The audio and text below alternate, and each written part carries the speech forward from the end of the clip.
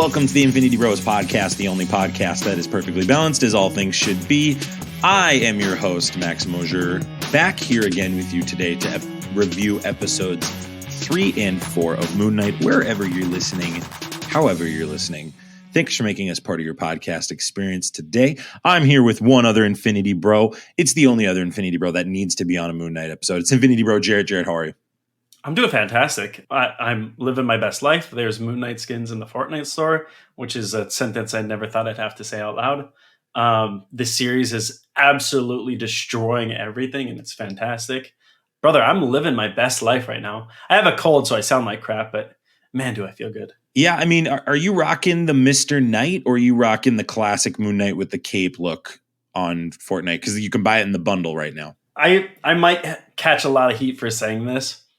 I like the comic Mr. Knight a lot better than I like the TV show Mr. Knight. I'm not going to wear that skin in Fortnite. I hate the weird seam on his face. I want him with the rolled up sleeves, a bloody baseball bat. No, I'm rocking the classic skin. You're not going to get that Mr. Knight in this series, it appears, the rest of the season. Yeah, maybe when we get Jake, which we'll talk about that in a minute. We'll talk about that. We got thoughts. Got to pay some bills real quick. Facebook, Instagram, Twitter, Twitch. Check us out on all those platforms. We're streaming Mondays through Thursdays. You can check me out on Wednesdays. You can check out Jarret on Tuesdays and Robbie on Monday nights. Isaac is doing Thrifty Thursdays on Thursday mornings, or as I like to call it, Thirsty Thursdays for some reason. It's a thirst trap. Every time he streams, it's a thirst trap. And I think you're forgetting a very special Infinity Bro who's starting to stream this week, Friday. Is that happening like next week? That's happening tomorrow as of recording this. So we're recording April 21st. So unless this is a 20-day-old April Fool's joke, Zane has committed to streaming. The man, the myth, the legend himself, the enigma of the Infinity Bros. I mean, Zane is like the quirkiness of Jim Carrey's Riddler and the social awkwardness of Paul Dano's Riddler all warped into one. And that person's going to be streaming for you. What are the odds it's just like one of those dating sims and he just does that for like 4 weeks? I mean, maybe he just swipes right the whole time.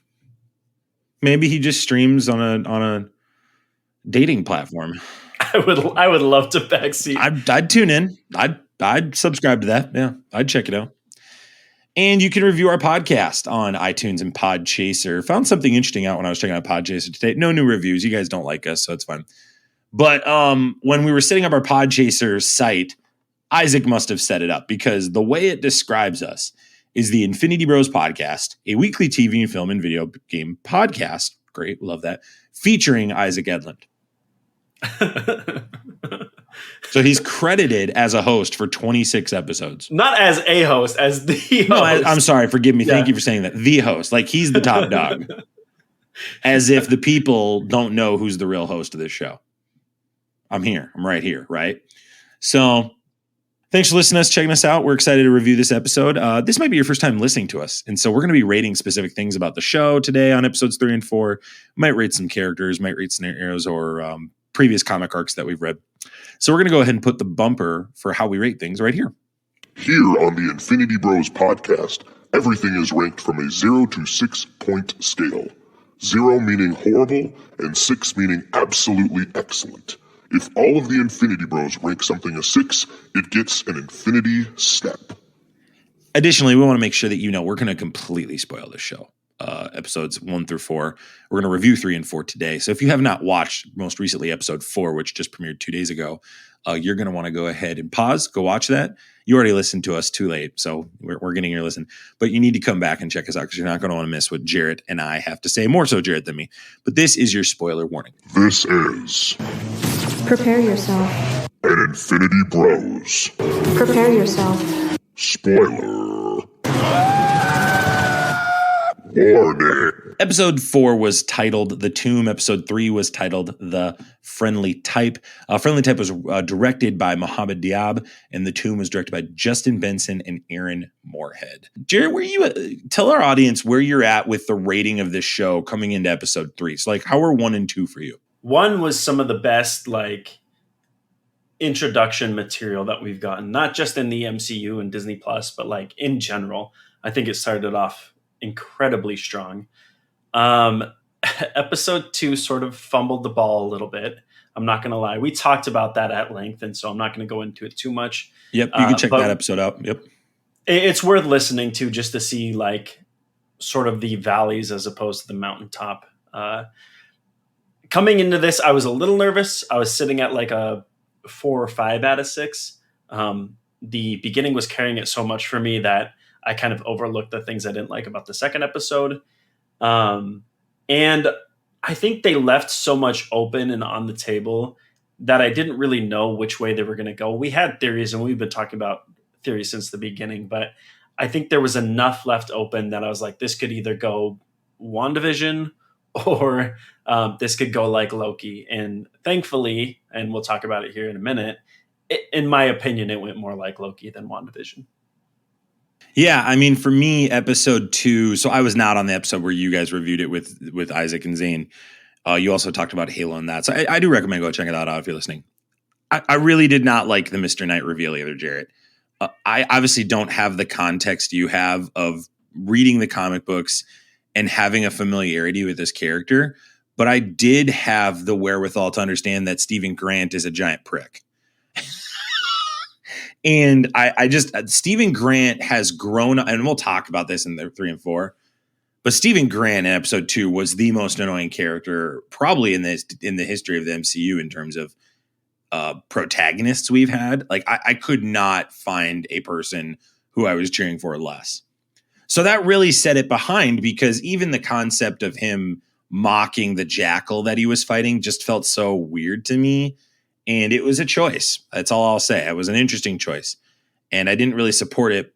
But I also know that with this show, it's got some legs to carry some things and can zag very quickly in the context of what's real and what's not with Mark Spector. So that's where I sat after episode 2 as well. Let's talk about episode 3. And this is a very fascinating episode. So it's titled The Friendly Type. And we really get to see more of Mark Spector than we ever have before. And obviously we're following Harrow and his disciples, and I'm calling them disciples. Maybe you call them followers. Sure, either they're searching for the tomb in the desert. And we get this great, I thought it was great. Some people were kind of mocking it. I saw on the internet, but I really liked these chase scenes with Mark, and who I want you to talk about who you think the other person is when he blacks out. But I really liked these scenes, and I thought it really set him up well, while also setting up, hey, the danger of what this mercenary of a character can do. We saw him black out. Obviously, everybody and their mom thinks it's Jake Lockley. Can you tell us more about this character and why for you think it's him, or maybe you don't think it's him? Yeah, again, it's worth going back and checking out our old episodes. I sort of explained the trinity that is Mark Spector's fractured identities. And I warned you guys then, like, you guys aren't prepared for what Jake Lockley brings to the table. He is brutal in every sense of the word. If you want to make that comparison that people often make of Moon Knight as just Marvel's Batman, Jake Lockley is everything that disproves that, right? Like, this is a dude who will go to every extreme to stop the threat. And so when they have this conflicting scene of like, oh my gosh, Mark, what did you do? And Steve's freaking out.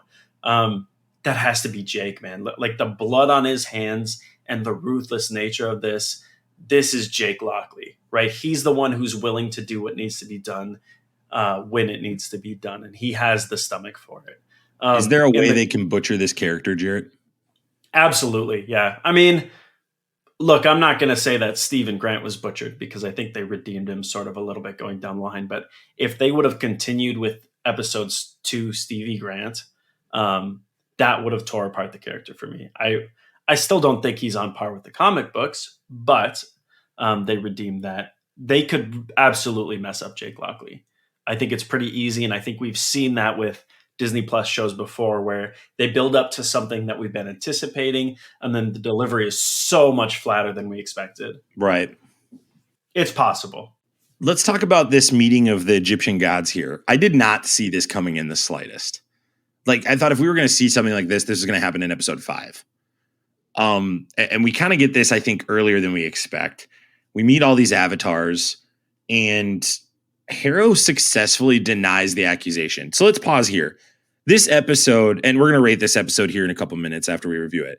This episode for me is losing significant points just for this scene alone for a couple reasons. One, either Harrow is working with all these other Egyptian gods, or these are the dumbest gods in the history of gods for like totally not accusing him of this. And I understand the context of Mark Spector being this, dissociative personality guy.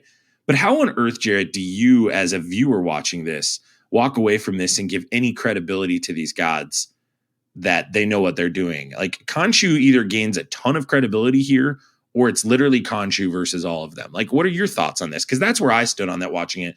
I had zero clue how Harrow just got out like scot-free like that. Yeah, so it's this is sort of the character of Khonshu. We focus a lot on Mark and his goals and Steven's goals and even Layla's goals to some point. And it's barely touched on what Khonshu wants. Khonshu is the only one of the gods who's sort of concerned with the ongoings of these mortal beings. Everybody else has completely like flown off to this other dimension. They could care less. And to me, this isn't like, I don't see the Egyptian gods in this as being dumb. The Ennead isn't like, to me, they're not dumb. They just don't care, right? Like, it's not their fight. They're living in what is essentially paradise.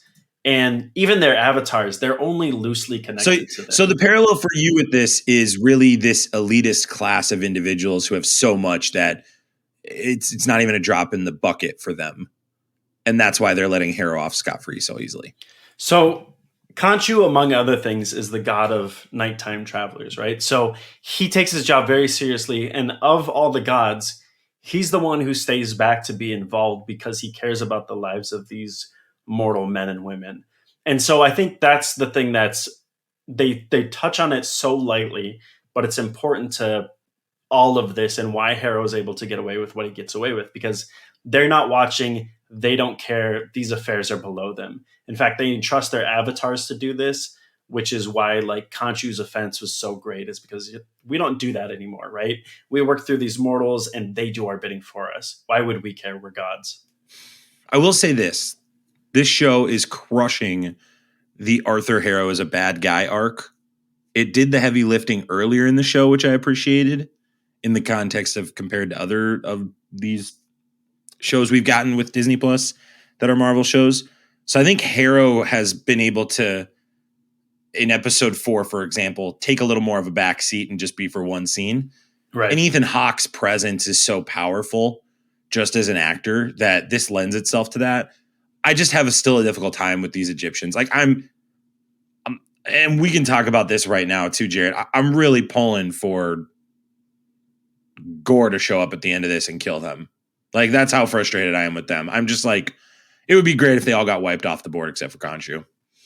From a story standpoint, like, I would absolutely love that. I think there's a lot of cool things that you could do with that. Notably, and we'll just touch on this very quickly, in the scene where the Ennead is meeting and the council is all there, did you notice that Bast, a statue of Bast, is present? Oh, yeah. And Bast would be from Black Panther, right? So yeah, I think if it's not happening in the next movie, I would imagine that Marvel is setting the table for some story arc with gods. And I think that's a huge reason they kept Thor around after Endgame. They do have so much going on with, like, there's sort of the metaphysical, like, multiverse stuff that they're doing. Obviously, they're messing with time. But I think at some point, it's going to have to deal with these deities. And, like, whether it's right away with Gore when we see Love and Thunder, or if they're building up to something, right. I think you're absolutely right. Yeah, it just feels like this is a direction they're intentionally going. And also in episode 3, cool Easter egg we saw was that on the jacket of one of the people he's fighting, it is a reference to Ramatat. So in theory, we could be getting a Kang connection here, which it feels like all these shows have some type of Kang sprinkling in it. It feels like Marvel's kind of messing with us, you and I, on that. So we get some great character development here with Layla and Spectre, which I thought was great. Now, here's another point that was made. Mark Spector's walking around in a baseball cap in a couple scenes here. There are theories that this is Jake Lockley, and the audience just doesn't know that. So, for example, he engages Layla in the street and he goes, "What are you doing here?" But he says it with a little more aggression and almost a New York accent. Are you buying the theory that could be Jake Lockley, or do you think we have yet to meet this character? I think we've seen him, and I think it's not obvious when we've seen him or how we've seen him, and I think that's something that's revealed in whatever comes in the next episode, because it feels like they're building up to this, and it would be, again, I'm ready to be disappointed because of WandaVision, but it would be fantastic if they're like, no, you've seen him. Like, he's been there the whole journey. You just haven't noticed it. Yeah, it would be cool if we could get some shades there. I mean, so we get Anton Mogart, but Midnight Man. But this just it feels really hollow with this actor dying, Jarret. I mean, like it really felt like it feels like when they recorded this show, they had maybe some bigger plans for this character.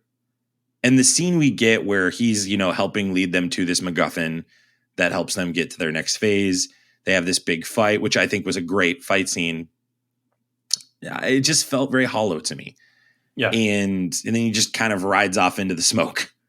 And I think and it just felt like that was setting up something bigger. And then we got kind of, I wouldn't even call it okey doked.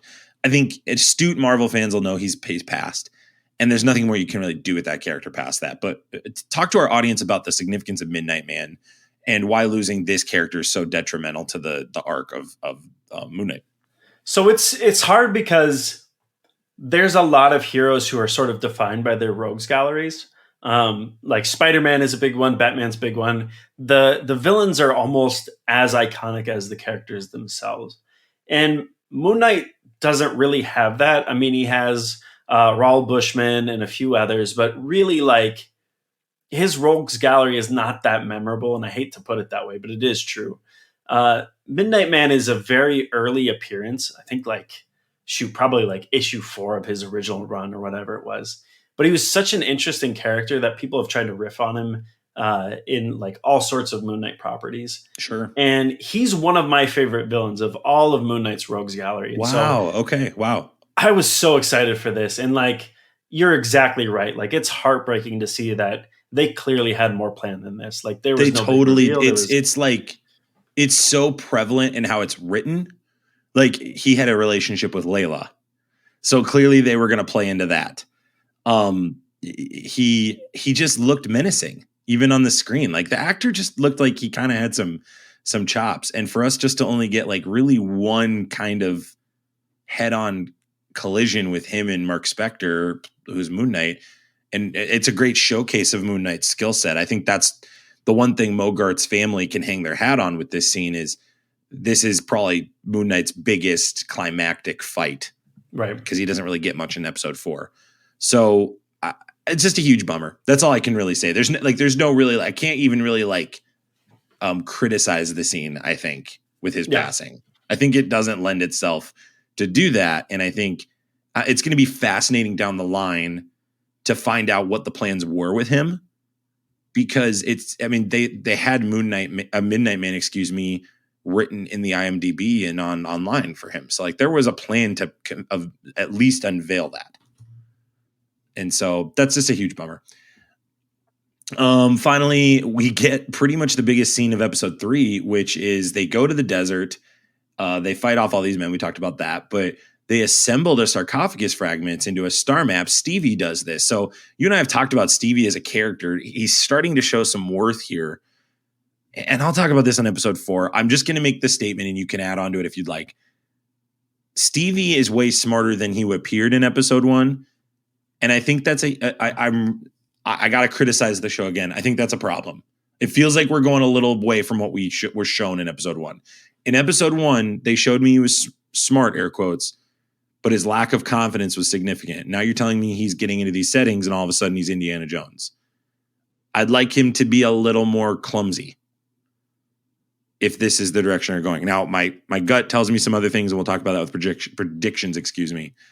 Do you have comments on that? I feel like it's not equating from episode 1 so far. It was a bit, and I would say even more so episode 2, right? Like he was a sort of like slapstick, almost Ace Ventura type character in episode 2. And they hard pivot. And I like this version of Steve that we have currently a little more than I like the one in episode 2. That's the point I'm saying. This is a Steve I could have rallied behind. Yeah. And I agree, but like you said, the change was so drastic that it almost feels like an unintentional fourth personality. Like, oh no, this is confident Steve. Like he can do the things Steve wishes he could do. It's tough, and it's a little bit of a nitpick, but it's jarring. We get the big scene where they figure out we got to change the stars. So Khonshu literally turns back the stars 2,000 years. And then they imprison him. And then, Mark, I'm glancing over this because I think episode 4 is a little bigger. Forgive me, audience. It's been a week since we watched it. But this is a big scene in the context of the stars. I want to focus on the stars versus Khonshu getting put away and Mark losing his powers. Yeah. There is no way Doctor Strange cannot reference this. Oh, yeah. like there is just no way that Multiverse of Madness cannot reference this, I think. Like, I'm trying to wrap my head around... Like, Marvel's running into a huge problem here now because, like, if they do not address this in any other property or don't have a bulletin of, like, what the heck happened to the stars in Cairo, I mean, like, between that and Eternals, like, nobody's referenced what's happened in Eternals. Well, and that's the thing, too, is we're still so iffy on the timeline. But, like, you got to think that... whether this happens before or after Thanos, people are paying attention to this stuff. And the stars don't just move around you without people noticing. Agreed. Right? Like, you don't drop a celestial into the ocean and be like, we're not going to talk about this. Well, and they essentially, in the episode, showed other people seeing it. Because to me, when I saw it for first, I was like, oh, well, it's just happening in Mark's head. It's a localized, Khonshu's doing it, but it's only those two that are able to see it. But then they showed Layla and all these other people seeing it. Probably because they had to convey somehow that to the main villain that this was happening and the Egyptian gods. But Marvel's running into another problem here. You're right. The timeline is so fuzzy. They're just kind of playing like, it could be then, it could be now. It's like, dude, what's going on here? Like, what's our game plan here? And even you and I talked about this in episode 1, and it got debunked later based on some timeline things. But we said maybe it happened before Endgame. There's no way that happened now. There's no way because they would have referenced it. Yeah, it's so bizarre to me that either none of this that is happening with the gods and everything going on in Moon Knight is referenced anywhere else, and they don't talk about Thanos at all during the show. And it's like somebody's dropping the ball here because these are universe-changing events, and nobody's talking about it. Wild. Yeah, it's either this show is completely separate from the MCU, and there's a chance with Multiverse of Madness that's the direction they're going. Could be something completely different. It would be a very unique way to do it. Yeah. I will say to sort of its credit as well, though, like in spite of the weird plot hole stuff, this scene was gorgeous. Like it 100%. I'm not challenging the scene layout. What I'm challenging here is you cannot make a drastic writing choice like this with as like Kevin Feige and not have some intended consequences of other things. And I'm kind of attacking Eternals with that too. Yeah. I'm not just attacking this. I'm attacking Eternals. I think even WandaVision, like, and they're getting coy in the Doctor Strange trailer. Like, yeah. Oh, I don't want to talk about what happened in Westview. Why? Can you tell me why, Doctor Strange? Why you don't want to talk about that? Like, and I hope over time he's going to care about those things. I'm getting into the weeds. I'm just making the point to our audience that if Moon Knight's connected, this is a huge error that either they have to address or my expectation is the next property is going to say something about it. Yeah, I would hope so. And it was such a weird choice. There's other ways to do what they needed to do without messing with the universe. This scene really cemented something for me, which is like, I love Khonshu's character. I also love whoever's doing the voice acting. Like his monologue about like how, I remember that night. I remember every night. Abraham is crushing it. Oh my gosh, it's so good. Yeah, I'm with you. So let's rate episode 3 real quick before we transition to episode 4. I'm going to give it a 3.5 out of 6. Oh, I'm starting to get a little lost down here, Jarret. Okay. And I'm going to talk about this a little more in episode 4. I think episode 4 is getting a lot more love than I think people should be giving it right now. We're gonna have a spicy conversation here in a minute. Sure. Well, and here's kind of my big. I'm going to be real with you, Jarret. I'm seeing the Marvel TV formula happen right in front of my eyes. Sure. We lost the power in episode 3. Mm-hmm. We lost the shield in episode 3. Okay. I mean, like, I'm with you. I'm seeing the beats here. I'm seeing the beats. We're losing the power. Episode 4, we have a huge pivot. So in WandaVision, Wanda kicks out Rambeau. New Captain America, bad Captain America, kills somebody with the shield. Right. It's the episode where in Hawkeye where Black Widow's sister is introduced. Right. There's these huge zags to zigs, right? Sure. And we'll talk more about episode 4 in that outline. I'm just saying to you right now, we're back in the Marvel formula. Now, the big difference with Moon Knight, the two big differences it has going for it, is Oscar Isaac's an absolute butt kicker right now. He is moving this show. Like it feels like he's alone acting at times. But he is playing multiple individuals and he's doing it very seamlessly. And Ethan Hawke. Ethan Hawke is by far the best villain of all these shows so far, by a mile. And I would challenge, he's probably one of the best villains I've seen in a Marvel property dating back to Thanos. And of course the Spider-Man shows, but I think the Spider-Man movies are different because those were old villains. So I'm not going to challenge that. So I'm seeing these tensions and the formula with 3 and 4 pop up again. And it's noted for me in talking about this. So let's talk about episode 4. I'm sorry. Can I get your rating of episode 3 before I go to episode 4? Yeah, I'm going to say 5.5. I enjoyed it more for like the story beats and some of the Easter eggs that I enjoy as a Moon Knight fan from the comics. This is like a kid in a candy store for me, especially with Mogart. Like, yeah, I enjoyed this pretty I'm just having an issue with like, I have an issue with the two, like with the change of the stars. Sure. And the Egyptian scene. Like, it's just, I understand the criticism. These are two universe changing things happening and we are glancing over them. And it shouldn't require you explaining to me, which was a great explanation, by the way, of the Egyptian gods not caring. That should not have to happen. I should just be able to understand that when watching the show. Yeah. Neither here nor there. And also, I don't understand why moving the stars had to happen to get to where they needed to go. There's other ways to write that in without messing with the universe. You can get rid of Khonshu in other ways. Yeah, I think they had to make the stakes as big as possible. Like, what is the offense so great that would warrant his like permanent, imprisonment? I mean, it could be putting his soul or putting his essence into somebody with mental dissonance issues. I think they could have made that happen in that judge scene. I think it was there for them. I think they just went for broke. They got to go big, baby. You got to go big. And it's like, actually, you don't. You can. And I think episode 4 proves that in some scenes in some ways, too. So let's talk about episode 4. This show, for good or bad, is going places. I'll give it credit. So Grant and Layla find a deserted campsite at Amit's tomb. It's amazing the shape of the Eye of Horus, which I thought was a really cool detail here. And obviously they discover some of Harrow's men have been killed by the undead Egyptian priest who attacks them. Pause. Marvel is going more horror, Jarret. Oh my gosh, yes. They're doing it. And I think this is the first step. And I think Multiverse of Madness is going to go there. And I think a real authentic Midnight Suns and Werewolf by Night is actually in our future. I think this is real stuff. This was haunting, Jarret. This was really bad. So for context, before I let you talk, I just finished when I had COVID. I had to do something, so I rewatched Stranger Things season 1 through 3. Lots of horror stuff, and there's some scary stuff.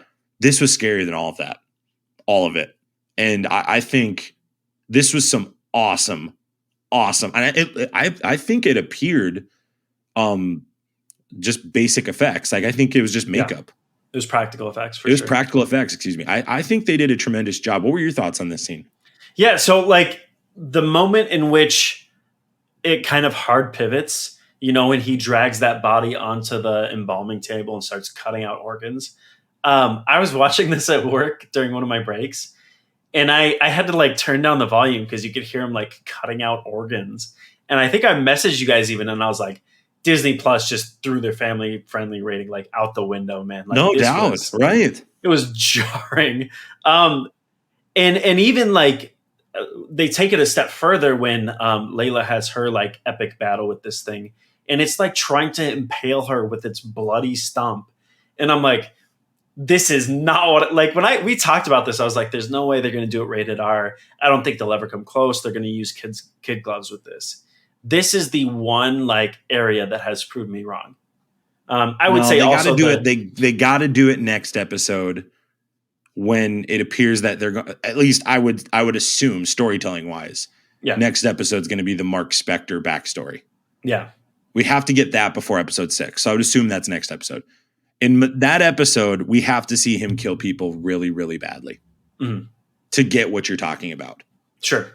And it has to be you can get away with the PG-13 rating right now and do the Stranger Things bit. And you can just pull kids in the shadows. That's what they're doing right now with this. But I agree, like the implications of what they're saying. They're saying, hey, we're gonna do it this way. And that's there's some horror elements to it. This was great. This is the thing about this episode. This is a big swing episode. They talked about it going into the show, and I see what they're talking about. This is a full across the board big swing episode. Yeah. They're trying things for sure. They are. They're trying things. Let's talk about that more. So Layla defeats the priest, but then encounters Harrow. This was a great scene, by the way. Ethan Hawke and Oscar Isaac are 6 out of 6 so far through this series. All 4 episodes, 6 out of 6. Absolutely. Ethan Hawke has masterfully, and he's talked about this, he has built a perfect foil to Mark Spector. It is a constantly very flat character. He never gets too high or low. Love that. He is completely in control even when he's not. And he knows more than you do all the time. I love Ethan Hawke's portrayal. And I tip my hat to him. He is just absolutely butt kicking right now. We're treading close, Jarret, to like understanding his thoughts. Like I'm starting to get it. I'm with you. Like I'm kind of shocked he hasn't brought up Thanos. Like you'd think a guy like that would really be invested in Thanos and who Thanos is and what Thanos was thinking. Like it would be cool if like even in the next episode or like if he does get what he can with Ammit, it would be cool for him to go like, honestly, Thanos couldn't complete this. I'm going to finish it now. Yeah. It would be cool to see him say something like that. Or her. She could say that too. Just to talk about Harrow for a second and Ethan Hawke's portrayal. Have you ever seen the movie Seven? It's where you get the famous. Yes. Yes. Okay. Kevin Spacey's character in that is the vibes I get from Harrow. 100%. Like 100%. This dude is mastermind. He knows everything and he is emotion. He is cold. I love it. He's doing fantastic. That's a perfect parallel. So Grant and Spectre find the tomb. So great conversation with her and Layla. Harrow reveals that, hey, your dad was killed by the mercenaries that Spectre was with. Did you foresee this coming? Did you think this was a great storytelling moment? How are you feeling about that? If you've ever read a Moon Knight comic, this like you could see this a mile off. The mercenary that he brings to like the site where her father is that gets murdered is Raoul Bushman. Obviously, I think they have to tread very lightly with how or if they introduce him to the MCU. I saw this coming. I thought it was interesting the way that they handled it because this I thought it was a good way to say it. Yeah. It's obvious that she's connected past it because of how he acts towards her. But yeah, I agree. It was the way it was said was delivered perfectly. Ethan Hawke, man, he's cold. Just a stone cold killer. Absolutely. Grant and Spectre find the tomb and discover that Ammit's last avatar was Alexander the Great, which I thought was a really cool. That was just like a unique way to tell that. And they retrieve the is that Ushabti? Ushabti? Yeah, Ushabti. Thank you. From inside Alexander's body. And so then we get the confrontation from Layla and Spectre, who we have this conversation about Khonshu. And then this was the biggest like pivot before we get to the big scene at the end when Stevie tells her Khonshu wants to take over her body. Right. She did not have a strong reaction, Jarret. No. She has got to be wanting Ammit to take over her body, right? Like she's going to betray him. This is going to happen. I think you called this from the beginning, but I think you identified the wrong character. So we talked about, I think in that first episode, I talked about how odd it was. I thought it was the mom because of the, later Right. skaters stuff. But again, when he answers the phone call from Layla, it's a crocodile on the phone. Like the screensaver is a crocodile. And so I should have known it then, but I didn't. Yeah, like her reaction was so flat to this. Like obviously she had a big reaction to finding out about her dad. And then he's like, no, he did this for this reason. And I think when she says like the only reason we're together is because of my father, I think there's more to it than that, right? I think she was led to Mark, not the other way around. We think that Mark was led to her because of his guilty conscience. I think she was led to him because of something else. Yeah, she wants revenge, I think. And I think she wants to use an Egyptian to do a god to do it, what was done to her. And it's going to be fascinating if that's the Marvel. And this is why I get into this is the Marvel formula. I think we're going to get that revelation next episode. And I think it's going to be, we got two villains. We thought it was Harrow, but really the bad guy. And then it's going to be Harrow and his posse get killed right away. And then it's her versus him. I think that's where we're going right here. And I hope I'm wrong. But I think that just, it feels like a layup right now after finding this. If she had a little stronger reaction, I would not subscribe to that. But her reaction was so flat. I was just so flat.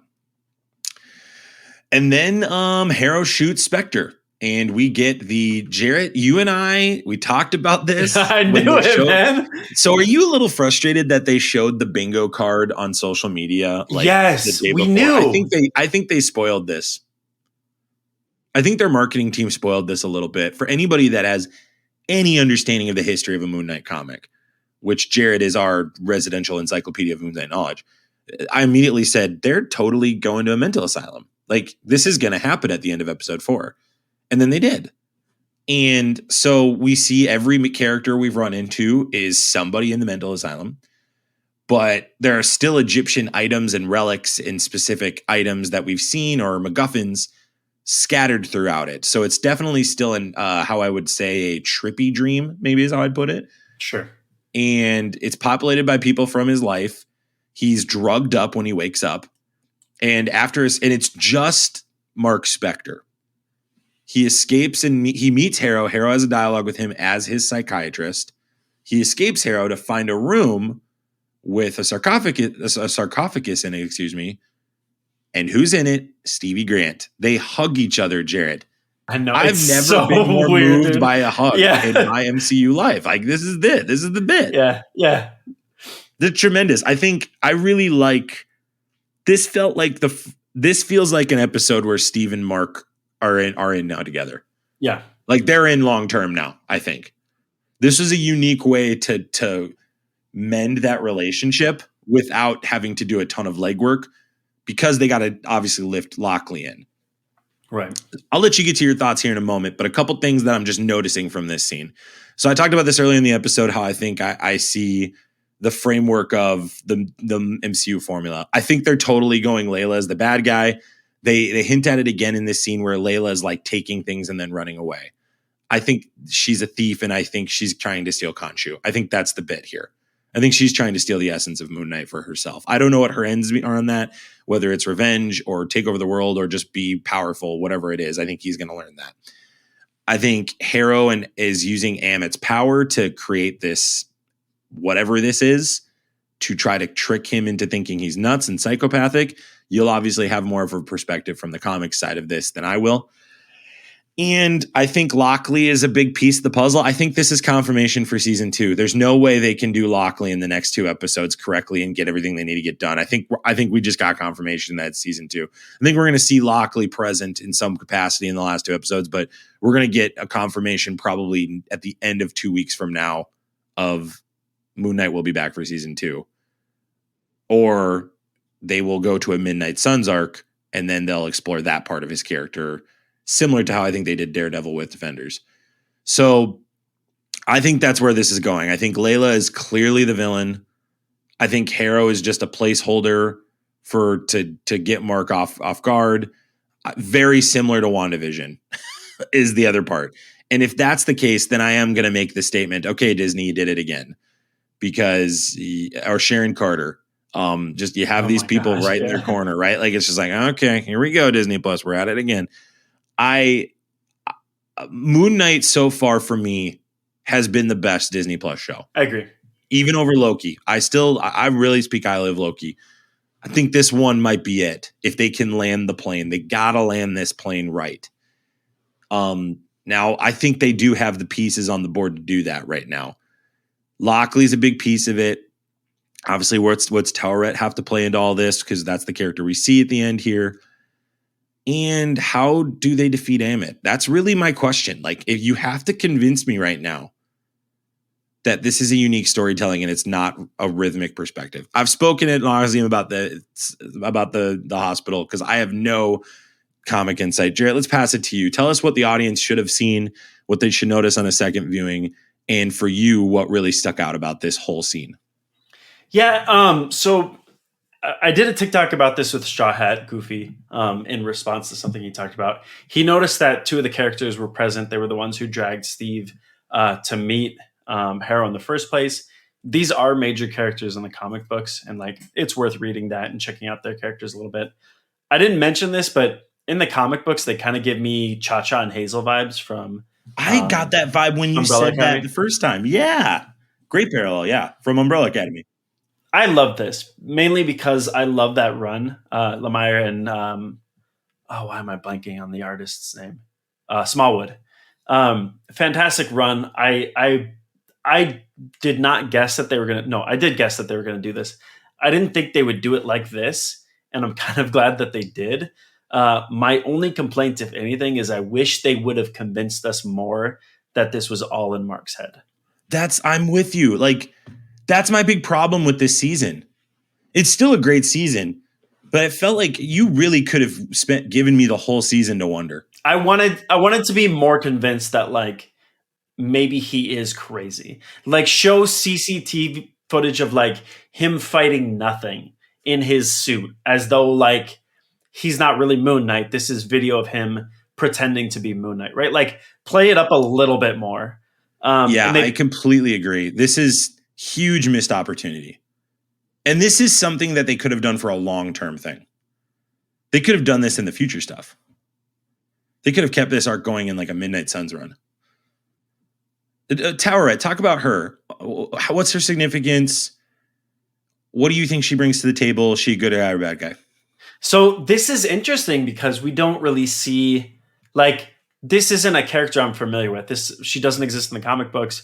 The only parallel I think is like maybe she's supposed to represent Gina, who is one of my favorite Moon Knight characters, only because she's the only one we haven't really seen a reference to yet. We have Frenchie, we have Crawley. The only piece we're missing is Gina, but it would be weird to make her a Egyptian goddess. That being said, like they're kind of playing Calvin ball with this anyways. I do think that she's going to be helping him. There needs to be somebody that like is the I believe you person other than Stevie and Mark just holding each other. Somebody in the quote unquote mental asylum has to know the truth and be like, no, I fully subscribe to what you're talking about right now.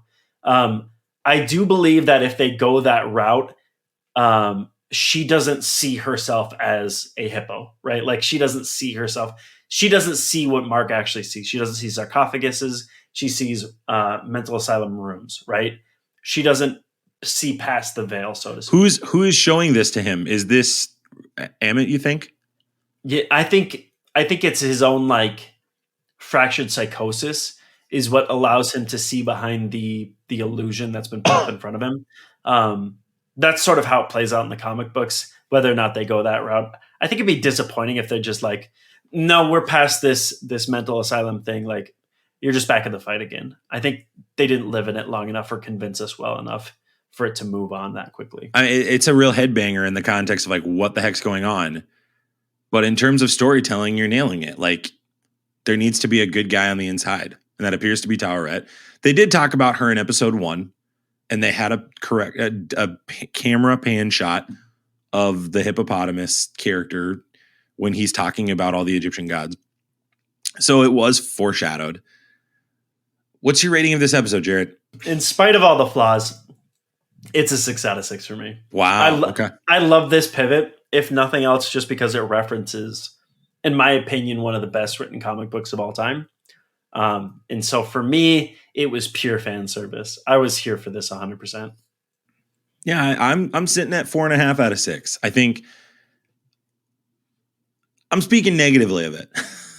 I have the rosiest, like, for the record, I have the rosiest colored glasses. Well, and see, I'm on the other end of the spectrum. I'm super grouchy sure. because I don't like WandaVision for our first time listeners.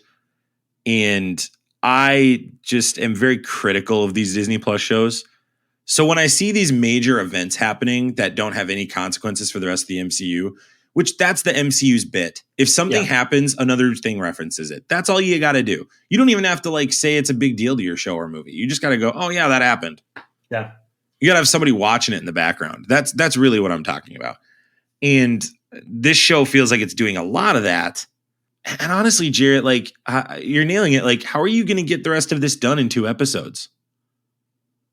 This feels like if this was an 8-episode season, this show would be wide open right now to me. We've said this about literally every single one. And I think we talked about it just a couple minutes ago, but the only series, in my opinion, that has pulled it off to a very high degree, Hawkeye didn't really do it for us. WandaVision did not follow up on their promises. The only one that really, really did it in a meaningful way was Loki, right? Like Falcon and the Winter Soldier did okay. I would give them that. I don't think Falcon and the Winter Soldier had this like grand exit plan though. Right. Like I don't think anybody had this expectation that would be an exit plan. And even Hawkeye, the only reason we had that perspective was because of the villain at the end. WandaVision started this whole thing off. And WandaVision also caught us in a weird season where COVID was happening. So all of us were trapped in our homes.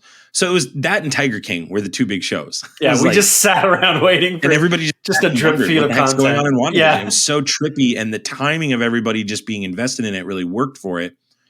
I think Moon Knight is so where this show is really going to win me over at the end of the day is Oscar Isaac and Ethan Hawke. And really that's all you need. That's all you need in the long haul. You really don't need the rest of the things you and I are talking about. They're ticky-tack. The last episode, the only reason I give it a lower rating is because I'm like, hey, that's 2 big incidents in one episode. This episode, I liked it. I just still feel like it's formulaic. Now, there's a chance if they landed in the next 2 episodes, I'm going to be able to come back to this episode and go, yeah, this was the big turn. I got to really up my rating here. Sure. But I'm still sitting at 4.5. I think I just want to see a Disney Plus show give me a full story arc, deliver on promises it offers me in the first couple episodes, but also at the end of episode 6 or 8, depending on how many episodes you have, tease something. Yeah. Tease something. You don't have to be, I know we joke, but it's like, oh, Gore's going to come in and kill them. Like, that would be a cool thing. And it doesn't have to be a big scene. It can be a small thing. Connect to these other things. And I know that's hard, but do your best, Disney. That's just where I'm at on it. But I'm too much of a curmudgeon on the subject, Jarret. Sure. To talk about, you said that like, this was a bit ago, but you had said that you're hoping for like Moon Knight will return in season 2. I want to see them announce a movie. I don't think they will. I want to see them say like, we're making a Midnight Suns or whatever the equivalent for the MCU will be. I think if they keep doing the TV series stuff and lock it into specific characters, then it doesn't feel like this stuff has stakes. Whereas WandaVision, despite being a very flawed series, and Loki has stakes. Yeah. And Loki had stakes. Yeah. I mean, even Hawkeye, I think Hawkeye felt to me like we've had so much history with Clint that had emotional stakes for me. And palm to the sky, Falcon and the Winter Soldier did that well. Absolutely. They really carried off of, I mean, that's the show that really was set up the best of Endgame with that ending scene with Steve and Sam. I really like, I mean, Sam's arc with Captain America and the Winter Soldier, that movie, or excuse me, that TV show was doing something completely different. It was making a huge social commentary that at the time I felt the country was in already. So it was like, all right, it's a dialogue that's worth having. So Marvel kind of said, we're going to make a political statement here. That's fine. Whatever. So it didn't have to be that. I think that's kind of why that's the show I think we set to the side a little bit. Sure. We kind of don't take that judgment on how it ended. The rest of the shows, it appears, have set up these things. So like WandaVision set up multiverse stuff. Didn't deliver. Hawkeye set up Kingpin. Did not even close deliver. In the slightest deliver. Yeah. And on the contrary, I would call it a bounce. And the only reason it really worked was Haley Steinfeld was great, right? Loki was the breath of fresh air. Mm-hmm. Loki was because everybody was like, who's that person in the castle? And everybody was like, it's going to be Loki. Everybody after WandaVision was like, it's not going to be Kang. Let's not even entertain the thought. We've been hurt. And then it was Kang. And so now we're back in the box of, okay, anything could happen. We're going on a tangent at the end here, but I want to see them close very strong these last 2 episodes. Jarret, I got to tell you, big prediction. There's no way I think in the next 2 weeks, we're finding out there's a season 2. I know. You cannot talk about Jake Lockley properly without ruining the show, I think, at this point. That's like where it's at. Yeah. There is a route that they can take from the comic books that they can pull that sets up a phenomenal season 2 and gives us the villain for that. I'm trying to tiptoe around this just in case it's a possibility. If they go the route of his childhood and what informed him becoming this fractured person, I don't think you can do it, and I definitely don't think you can do it well in 2 episodes. I hope they avoid it. But it is something that they could maybe do in another season. Check out these episodes right now on Disney Plus. They're available to you. Man, we're falling apart, brother. We're falling apart. Got the coffees. Hey, if you're still here, would love to encourage you to leave a rating for us on Podchaser or iTunes. We'd love for you to do that. Leave us a 5-star rating. We will review it on the show, and I have a history of making fun of you if you do it. So, hey, right now, one-time offer. This is your Max Motion coupon. Leave a 5-star review the next week. I won't make fun of you. Ooh, I like this. New side of you. Nobody will. No one will. It will not happen. It will not happen. Let's not get our hopes up. Same time cough. Yep. Same time cough. We're falling apart. We're falling apart. Jarret, thank you for coming on and being on this episode. Absolutely. Always a blast to record with you. Yeah, you too, man. And check out Moon Knight. And I love you guys as always, 3000. We will see you guys soon on Facebook, Instagram, Twitter, Twitch, and Discord. And we'll see you. Bye. Bye. Thanks for tuning in to the Infinity Bros podcast. You can find the Infinity Bros on Facebook, Instagram, and Twitter at the Infinity Bros. Feel free to send listener feedback via email at infinitybrospodcast@gmail.com.